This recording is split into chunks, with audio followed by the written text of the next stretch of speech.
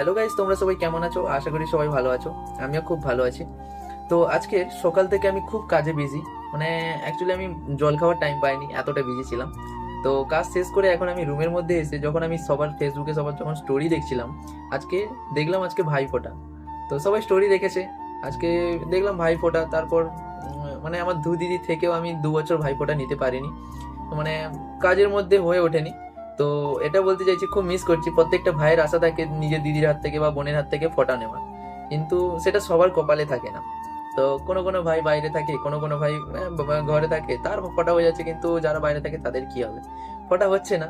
কিন্তু সেটা ঠিক আছে, মানে প্রচুর ইচ্ছে থাকে যারা বাইরে কাজ করে বা কিছু, যে দিদির হাত থেকে একটা ফোঁটা নেওয়া বা কি, অনেকটা ইচ্ছে থাকে, কিন্তু কখনো হয়ে ওঠে না যারা বাইরে থাকে।